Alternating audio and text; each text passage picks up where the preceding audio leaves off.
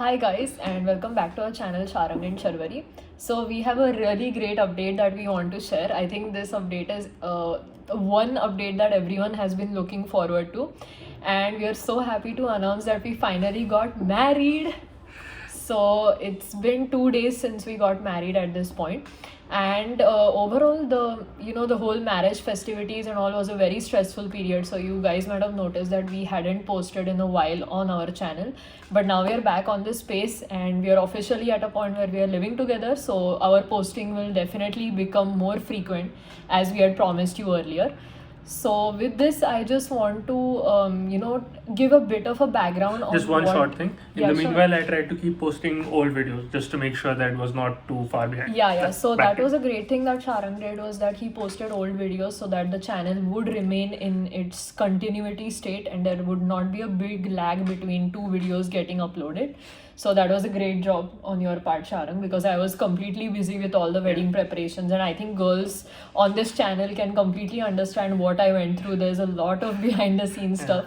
So there are some videos that we might add with some behind the scenes footage, but that is not yet decided. So maybe we'll have a discussion on it. You guys can definitely let me know if you would like to watch that, so I can decide on including that. Let's come to what all wedding festivities were actually there and kind of a background on what a Maharashtrian wedding looks like. So, firstly, the wedding festivities, at least in my house, started from the 24th of November. So, for all of those who don't know, we got married on the 27th of November, and the pre-wedding stuff started on the 24th. So that day there was a puja, so like a worship to God, to pray to God that all the wedding festivities would take place properly without any issues happening in the in the execution of each event that would go. So there was a small puja for the same. On the night of the 24th, there was a Mehndi and Sangeet ceremony at my place. So Mehndi is when Indian women and women Yeah, I from the still Middle East, have as well mine. as Southeast Asia, they apply like henna to their hands, and then the henna gets colored. Usually, it's something that women do. I did as well. You can see this like the holy symbol of swastika, which is not to be confused and mistaken for the Nazi symbol. It's not the Nazi symbol. This is a swastika. It's a 2,000-year-old Hindu symbol. And on my hands, I wrote Shri Ram. And yeah, back to Sharvari. So yeah, as you can see, I have my henna is almost disappearing since it's been about 4 to 5 days since I applied it. But we had a Mehndi and henna ceremony, and Sangeet was there as well. So Sangeet is a Indian pre-wedding festivity in which there's a lot of music, dance, celebration. All the close friends and family of the bride and groom tend to put up a show, do a dance or something. So Sangeet is what white people think an Indian wedding is versus what an actual wedding is. So There's a big that's- difference, Yeah, for sure. yeah. So for that's sure. So it's a pre-wedding festivity. It's not the actual wedding, for those who have this as a confusion. So that was there on the night of the 24th, and I can say with a lot of admiration, because this man here totally went out of his comfort zone that day just so that I would feel better. Very romantic, and he actually agreed to do a very simple dance. We had not pre-decided it at all, but he went out of his way to do that dance. So I'm very touched, Sharon. Yes. Thank you so much for that. You're very welcome. That dance looked like the living embodiment of the metaphor two left feet, but that's for another day. But I really appreciate the fact that you got out of your comfort zone and broke a leg, not literally, but yeah, you made an effort for sure. Definitely counts. Robotic execution of few moves. Sure. But that was the night of the 24th. On the 25th was the day I applied henna. So there was a lady who was continuously applying henna on my arms for about 6 hours. So you see, all of these are traditional Indian designs. She has drawn a groom as well as a bride here. There's a lot of, peacocks and elephants. So these are all very traditional Indian designs that she has made. And she actually wrote Sharang's name right here in the henna, and he's supposed to search for it. Is a very common pre-wedding custom that we see. And I'm very happy to say that Sharang could search for his name. So that's a great sign in my opinion. That was the 25th.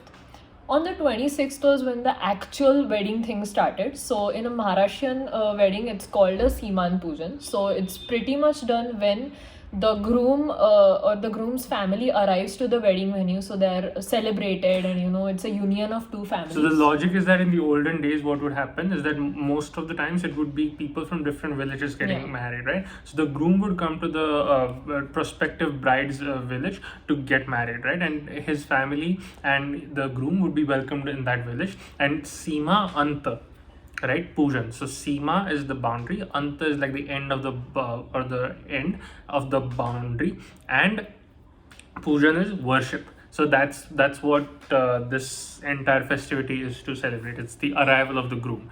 Yeah. Back to And on the day of the Simanta Pujan, as mentioned, the bride's father makes a promise to the groom's parents that he is giving his daughter to their family, and you know, asking them to take care of her is something done. It's a very small custom, about I think it takes about 1 hour. Yeah. And after that, it's followed by a nice dinner, which has a sweet dish to, you know, celebrate the fact that two families are coming together. So that's the day before the wedding. Then we come to the wedding day. For us, that was the 27th of November. Yeah. And I must say, I woke up at 4:30 in the morning that day, and I think that might be the earliest I've woken up, unless I have to catch a flight. But And will ever wake up, most yeah, likely. will ever wake up in my life, but Not a morning person. yeah, not at all a morning person. Like, the thought itself was scary, but I can say I definitely managed. But I had chosen a very, you know, traditional Maharashtrian attire. I'll make a separate video on all of my saris for all the brides to be out there. So I'll be posting pictures. That's a different video. I'll not include it in this one. But I got up, and I would say my makeup team, all of my makeup artists, they were super supportive. They got me ready in time. And then we started the vidhis, which are the pre-wedding, religious rituals that are done. So it first started with a ritual called the Kanyadan. So in olden days, it used to have a very traditional meaning that the daughter is literally given away as a commodity.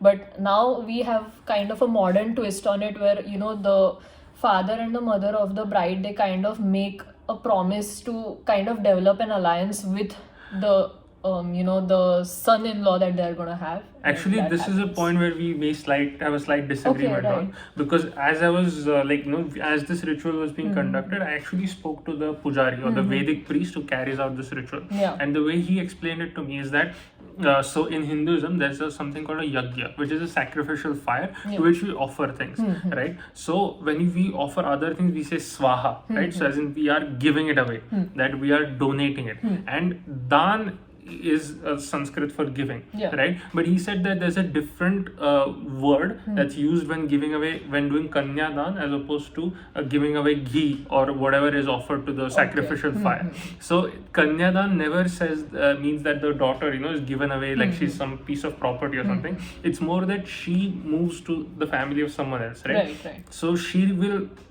The way the priest explained it to me, at the very least, was that the daughter always remains the daughter of the man who gives her away, but she also becomes the wife, and she belongs to that family, right? So it's not that she's being donated as if she's a piece of property. It's more like you're being given from one family to another family. So it's more, okay. yeah. So that's what Right. it was, because he said that, of course, a Vedic marriage is for the explicit purpose of propagating the bloodline, essentially. Yeah. So he said that is what it means, that one woman is given from one family to another family, so that she becomes a part of their family and propagates their bloodline. And that is why it's important. And there another concept called gotra comes into play. Now, Gotra is somewhat embedded in casteism, but the basic principle, I think, is a good one. Is because people in the same Gotra are supposed to be from the same family, and it is supposed to be, and people from the same Gotra can't marry, because for the same reason you probably find it a bit gross to marry your cousin, Yeah. unless you're in some cultures where it's okay. But biologically and genetically, it's bad for you. So that's the whole point of Kanyadan. And I think it's quite important for a lot of young women out there to know that it's not giving away like a piece of property. That's just a gross mistranslation of Sanskrit phrases. And I can't help but feel it's also an effort by the British colonization to, twist every Hindu ritual and make it into something ugly. Back to you. That's actually true. Like, I didn't know this point, so I'm glad that, it was cleared out. Very great job on that. Thanks. So that is one ritual. I think that was the ritual in which we started all the, actual wedding rituals. Then we came to something called as in a Maharashtrian culture it is called as Lajahom. So in that you have rice kernels, and the bride's brother actually gives these rice kernels to her, and she is supposed to make an offering to the fire. So I think it's a way of asking for prosperity, and that too from someone, a male figure from your family. So it's like he's watching over her as she is asking for prosperity to the fire, is what is my interpretation of it. And you have to walk 3 times around the holy fire. And one thing that I saw was that they actually tied the ends of our outfits together. Like in my case, I had like a dupatta thing that I had taken as a part of my Maharashtrian attire, and he also had one. So the ends were tied. So it signifies the everlasting bond. Yeah, so according to Vedic tradition, a marriage is not considered for one lifetime. It's considered for 7 lifetimes. And that's the whole point why Indians walk around a fire 7 times. And by Indians, I mean Sikhs, Jains, Buddhists, as well as Hindus. Yeah. So essentially, guess, and the why we worship a fire, it's not exactly that we're worshipping a fire, but in Vedic tradition, right? So the whole Vedic religion began with worship of god Agni, who's the god of fire. But you offer things to the fire, and that is used to summon other gods. So in Greek mythology, like Hermes, right? He acts as a messenger of the gods. So you always sacrifice to Hermes, and then he brings Zeus or Poseidon or whatever. In the same way, you sacrifice first to god Agni, and then you use Agni to summon other gods. Okay, that's I think what that meant in a way. And then there was, the tying of the holy matrimony thread. So I'm wearing it currently. It's called a Mangal Sutra. I think it is common in Hindu culture in general. But I think Tamil Brahmins, they just have a gold chain that they wear. They don't have the black beads. If you see that, it has black and gold embedded. And you might see these 2 discs kind of. So one disc signifies my maternal home, and one disc signifies the home that I've been given it. I didn't know this. Cool. Oh, right. So it means, if I'm wearing this, it means that I came from this house to the other house, and the black beads signify that no evil should befall upon these 2 houses. Okay. So that's the meaning of the Mangal Sutra. I did not know this. So every married woman wears it. She also wears other accessories. There's something called a zodvi. So it's in your toe. Yeah, it's kind of like a toe ring, but not. It's the finger next to the toe. Yeah, a silver toe ring basically. So it's next to the big toe. So it's good for I guess it's to signify fertility in a way, because there's some connection. I mean, you're the science person, you might know there's some connection with your reproductive organs, so that's why it is worn in the first place. I have read. I'm not sure about it. I don't think there's any scientific correlation between wearing silver or any jewelry on any piece of your body and fertility. I don't think so. Maybe it might just be a custom, but I'm wearing this, and it is, at least in Maharashtrian culture, for 1 year after the wedding it is to be worn not the right way. It's worn upside down, because it is just to differentiate a girl who is newly married versus someone who is not. After a year you flip it. So this was tied to me by Sharang. So like the husband to be ties it around the wife's neck.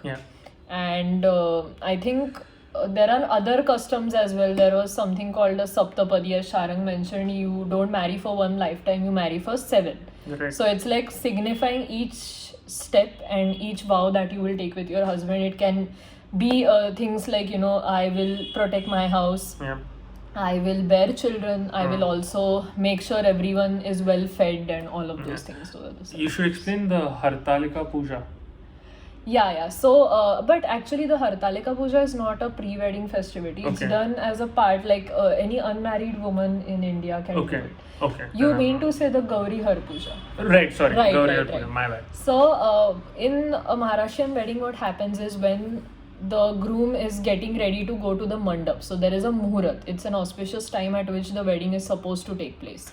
So till the groom is getting fed by the bride's parents, so they make sure that he is well fed, the whole groom party, and there's a lot of different type of food that is given, and then he is garlanded by the bride's father and given a coconut in his hand, which he has to carry to the mandap so that he can marry his First, I had daughter. to carry this coconut to a temple, Yeah. get the blessings of the god, and then come Yeah. back to the wedding, the place where the Exactly. wedding was carrying out. Right, Yeah, right. yeah.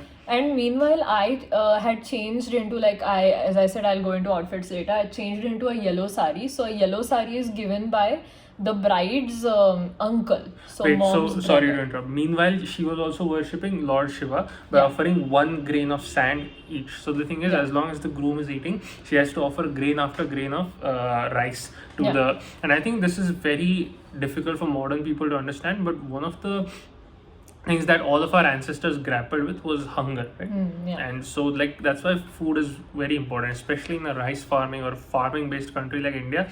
One famine and you're starving, right? Because meat is not really an option for the vast Yeah. for a lot of Hindus. They're vegetarians, so it's So that's why this is important. exactly. And actually, the offering of rice signifies something else. That it means that Gauri, her means she was worshipping Lord Shiva. So Parvati was an Aryan princess, and she left all of her, worldly pleasures, the things that were taken care by her at her father's house for Lord Shankar, who is actually a god who's living in the Himalayas and things like He's that. an ascetic god. Correct. That's the right word. So she was kind of giving up. So every morsel of rice grains or rice grains in general signify that she was giving up those worldly pleasures. So what are you willing to sacrifice Exactly. for So the marriage? rice grain, like just putting it on the goddess Annapurna, I think. Yeah. That is a significance of this same custom. Yeah. So Annapurna is basically the Hindu goddess of food and the home. So she signifies home and nourishment. Yeah. So a parallel to Annapurna would be the Greek goddess Hestia, who's considered goddess of the hearth. So whenever there is a fireplace, Hestia is the goddess, and similarly Annapurna is the goddess of the hearth. And that is why what Sharvari did was she worshipped goddess Annapurna, and there was this beautiful silver idol, right? And that was the last part of the wedding where she would carry an idol of goddess Annapurna from her home to my home. Yeah. And this signifies her commitment that she will come into the house and make it a home in Yeah. that sense. Exactly. So that time I was wearing a yellow sari, and that is gifted to me by my mother's brother.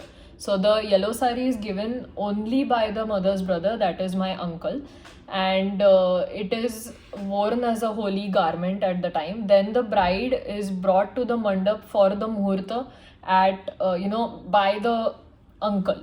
So that is what happens. The muhurat. So there are a lot of holy songs that are sung. They're called Mangalashtaka. So they signify. So they can be in many types of things. So they can include the praise of the bride and the groom. They can include some religious texts as well. So it's varied. You can write your own as well. So you see a lot of variety in that. And at exactly 12:22 p.m. On exactly 12:22 p.m. on the 27th of November, we officially got married. Yeah. And it was a surreal moment. I mean, I still remember it, like it literally almost was yesterday, but I still remember it, and yeah, it was beautiful. I mean, the whole ceremony was moving, touching, very, very beautiful, and mainly a day that we had envisioned for so long finally came into fruition. So we were happy, like we were on cloud nine that day. Yeah, I remember like my heart was like racing. It was like a somewhat of a spiritual experience. Yeah. And there's two things that I wish to mention. Yeah. One is that I think it's very unique to Maharashtrian custom, where it's known as this ritual of Kanpuri. So that's a ritual where her brother literally grabs my ear and twists it and does not let go until I have promised to protect his sister. So I think from a culture which is somewhat of a warrior culture, like it's like has a history of wars and whatever. So I think this Kanpuri is very important. Like he did, and he made sure to twist it till it hurts.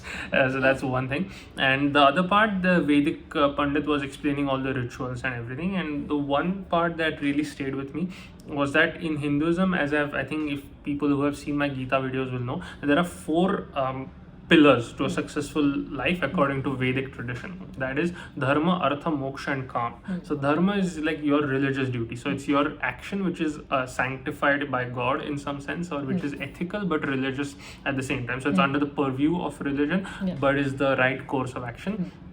Then is artha. Artha means the acquisition of wealth. Calm is the enjoyment of life. It can be good food, like drinking, to some extent sex, whatever. And then the last thing is moksha. Moksha implies liberation. That is liberate. So Hindus believe that man is trapped in an endless cycle of birth and death, and upon death, like death is not the end. You will just get reincarnated. But that person, that soul who dies truly as an enlightened person, will be reunited with the Paramatma, which is the ultimate soul. And the Pandit, when we were carrying out these rituals, told me that I am responsible for dharma, artha, kam, right? I'm responsible that we as a family act the right way, follow all the rituals, honor our ancestors, carry forward the culture onto our children. I'm responsible for artha, that is wealth acquisition, making sure that we are well taken care of financially and in every other way. Kam, that is fulfillment of our desires, making sure we have that. And the last thing he said was moksha, which is union with God. And he said that is not your responsibility. So that we live this life, but ultimately our relationship with our God is a deeply personal one. And that is the ultimate goal of not just this life, but of all life and of the soul itself. And I think that's a good place to conclude the video unless you want to add something. Yeah, sure. I mean, I think the wedding ceremony ended there. So that was all the religious things that we did. And again, we of course add a modern twist to everything nowadays. So in the evening, we had a grand reception party as well, where we were dressed up pretty nice. I think, Sharang, we clean up well. And it was fun. All of our close friends and family were there. They were getting to see us getting married. So I think that spoke volumes to me. And one thing I would like to mention is there was nothing that went wrong in that wedding. So I think that was, touch wood, definitely. But there was nothing that went wrong in that wedding. And I'm really happy about that fact that all of our family members, came together to make this day happen, make it very special and beautiful for us. And of course, behind the scenes footage will follow shortly. Yeah, thank you so much to all of our friends and family who showed up. Like, means a lot to us. So, I guess this is a declaration that we are married and I'm officially. And she's now my property. Okay. Okay. Bye, guys. Thank you. And like, share, and subscribe.